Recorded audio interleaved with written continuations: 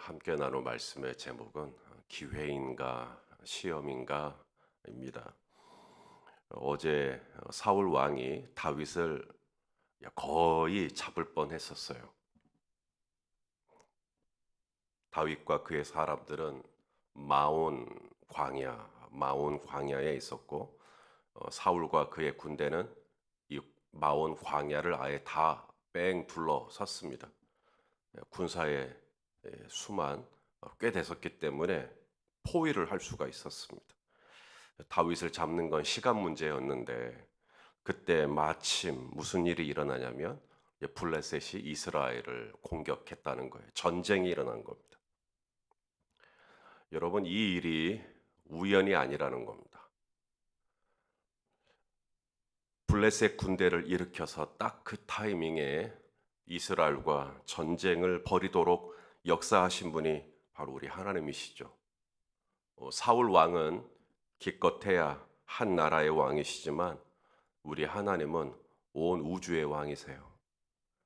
사울은 기껏해야 자기 나라 군대를 움직이지만 하나님은 원하시면 이방 나라 군대도 움직이십니다.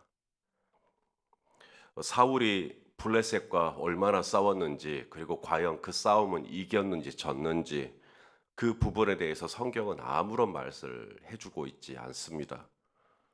다만 오늘 본문에도 보시면 사울은 오직 관심이 어디에 있냐면 다윗을 잡아 죽이는 데만 있습니다. 자, 오늘 본문 1절과 2절 말씀을 같이 읽겠습니다. 시작.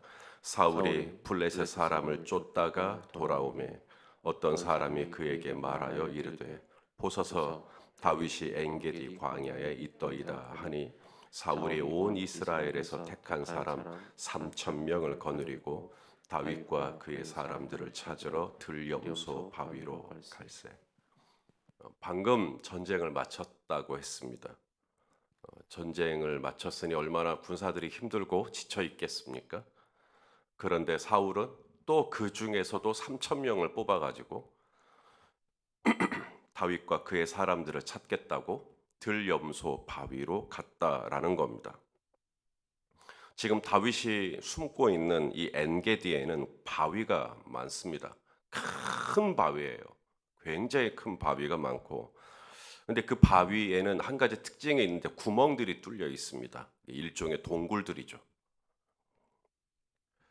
그 중에 이제 다윗과 그의 사람들이 숨어 있었다라는 겁니다. 얼마나 그 굴이 깊길래 다윗과 그의 사람들이 약 600명 가량인데 600명이 한꺼번에 들어갈 수 있는 굴이 있었을까? 물론 그랬을 수도 있고요, 안 그랬을 수도 있고요. 만일에 한 동굴에 600명이 한꺼번에 있지 못했다면 아마 사람들을 수를 쪼개가지고 여러 동굴로 흩어져 있었을 수도 있고요. 아무쪼록 사울 왕이 그 많은 바위와 그 많은 굴 중에 다윗이 있는 굴에 들어온 겁니다. 다윗이 숨어 있는 동굴로 들어온 거예요. 자, 우리 오늘 본문 3절 말씀을 읽겠습니다. 시작.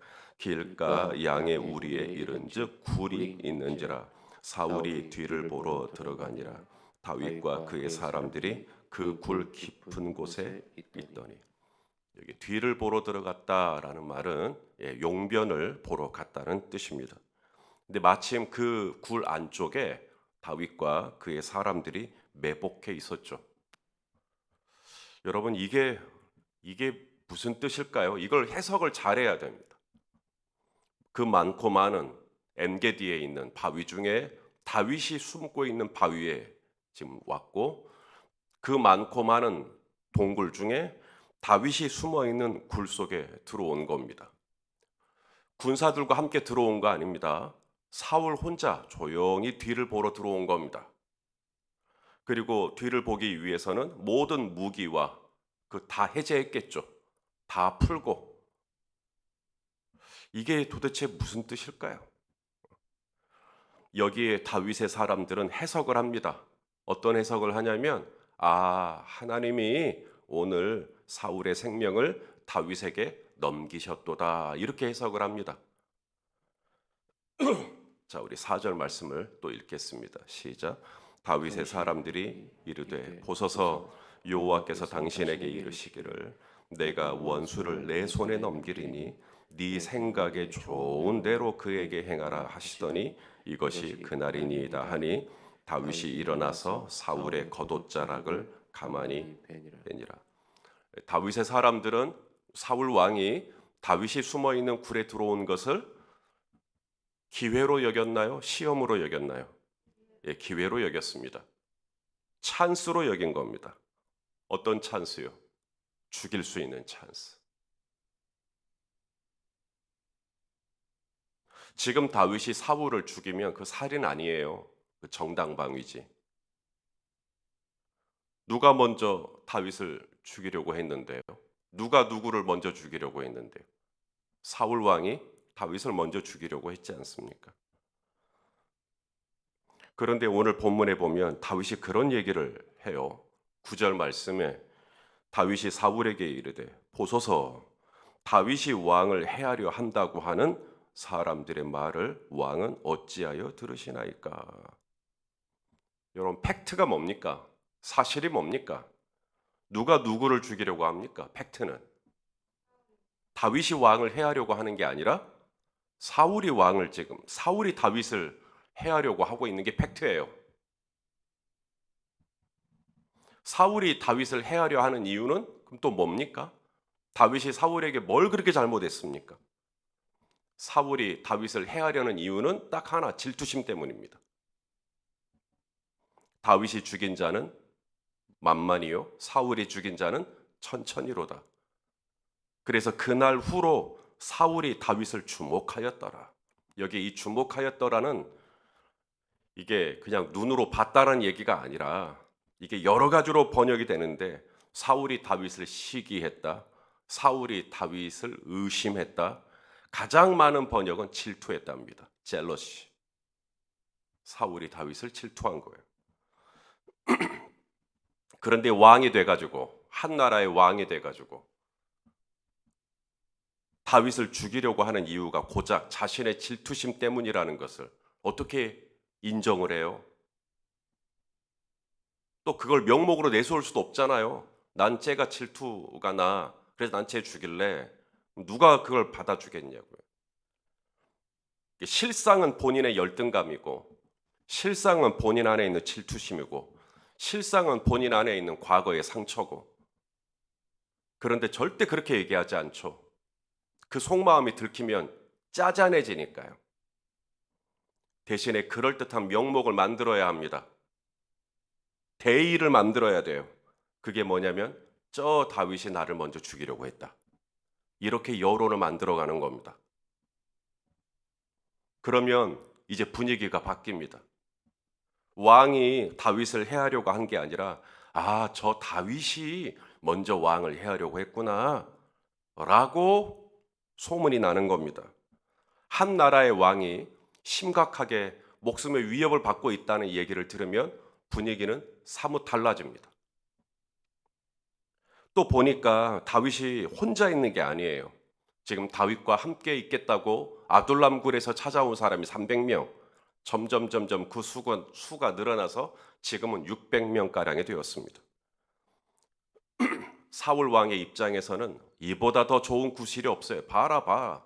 지금 군사들을 모으고 있지 않냐. 나 죽이려고. 저 사람들은 다 폭도들이다. 저 사람들은 다 빨갱이들이다. 이렇게 되는 겁니다. 그렇게 연일 신문에 보도가 되는 거죠. 그래서 오늘 다윗이 그러는 겁니다. 도대체 그런 매체들의 이야기를 더 이상 듣지 마십시오. 속지 마십시오. 나는 한 번도 왕을 죽이려 한 적이 없는데 왜 자꾸 그런 보수 언론들의 얘기만 들으십니까? 지금 말하자면 그거예요, 지금 상황이. 여러분은 어떻게 생각하십니까? 그 엔게디에 그 많고 많은 바위에 하필이면 다윗이 숨어있는 바위에 올라와 있고 또 다윗이 숨어있는 굴 속에 사울이 들어와 있고 아무도 없이 사울 혼자만 있고 모든 무기를 옆으로 해제하고 어떻게 무방비 상태로 꼼짝없이 있는 이 상황을 어떻게 해석하시겠습니까? 이 모든 상황들이 도대체 나한테 뭘 어쩌라고 지금 이야기를 하는 것일까요? 이걸 해석을 잘 해야 됩니다. 다윗의 사람들은 이것은 기회라고 본 거예요. 드디어 원수를 갚을 수 있는 기회, 보복할 수 있는 기회. 다윗이 일어섭니다. 그리고 품속에 있던 칼을 꺼내죠. 야, 이제 끝내시려나 보다. 근데 다윗이 사울에게 가까이 가더니 사울의 목을 베는 게 아니라 사울의 옷자락을 베는 겁니다. 아니, 도대체 사울이 얼마나 둔하길래 자신의 옷자락을 베도 모른단 말인가? 예, 용변을 보기 위해 옷자락이 풀어져 있었을 것이기 때문에 그 중에서 일부를 잘라내는 것은 도무지 인지를 못했을 겁니다. 사울 왕을 죽이지 않았어요. 그동안 그렇게 다윗을 못 살게 굴고 다윗을 힘들게 했던 원수를 갚을 수 있었던 모든 기회를 다윗은 그렇게 날려버렸습니다. 왜 그랬을까요? 다윗은 똑같은 상황을 기회로 본 게 아니라 시험으로 봤던 겁니다. 이것은 지금 하나님이 나를 시험하시는 거구나.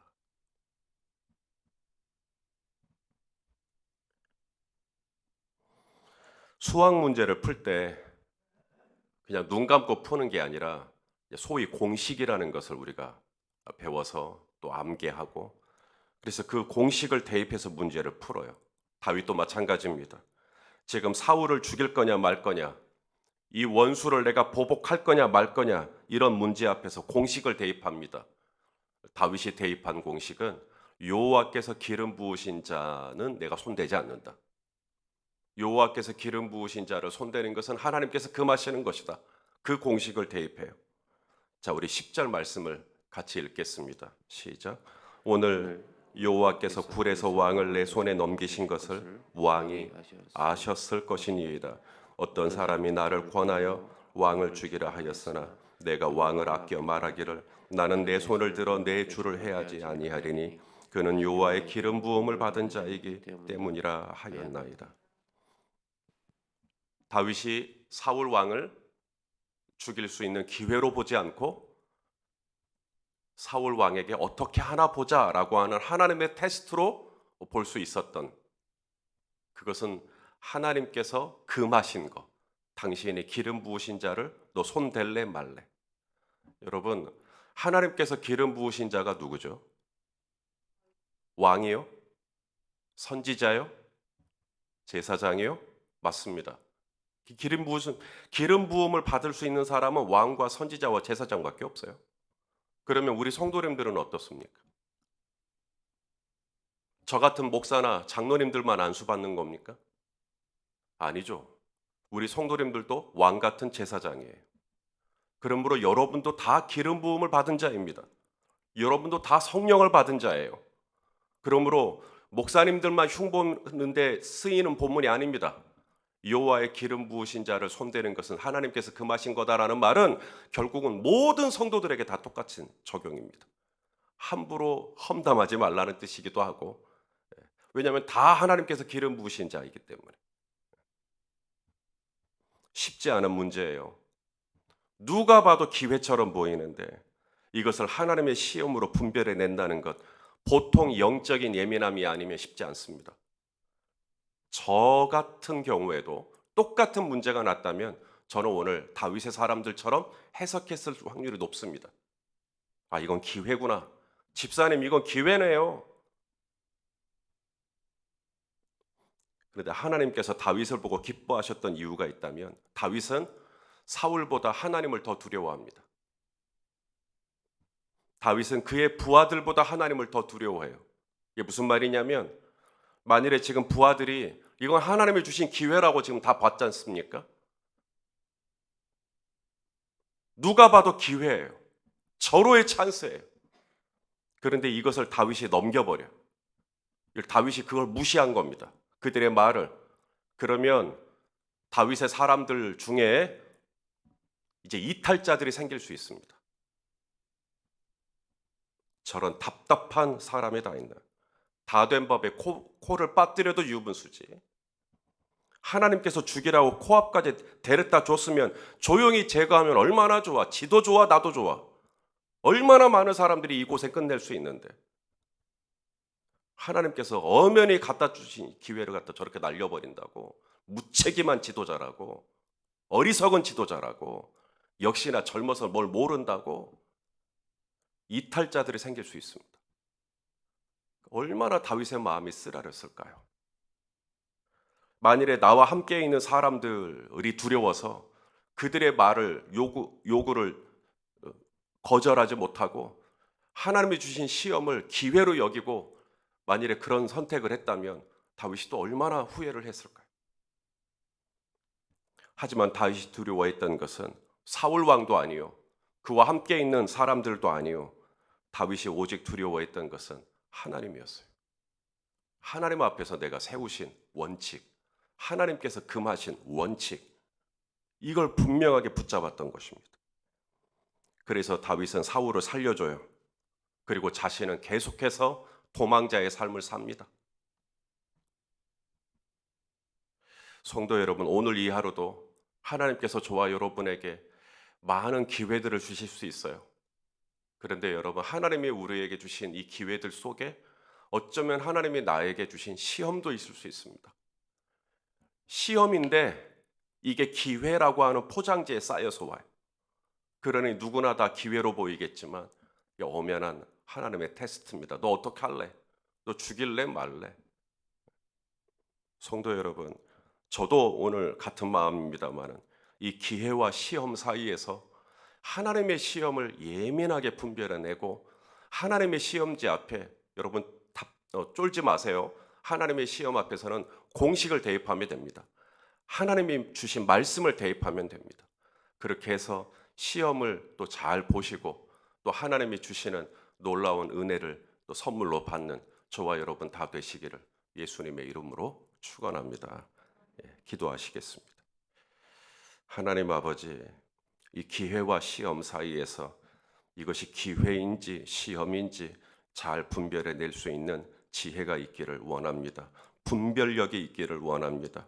우리를 도와주셔서 아무쪼록 하나님이 원하시는 그런 선택과 또 판단을 내릴 수 있도록 은혜를 베풀어 주시옵소서. 예수님의 이름으로 기도하옵나이다.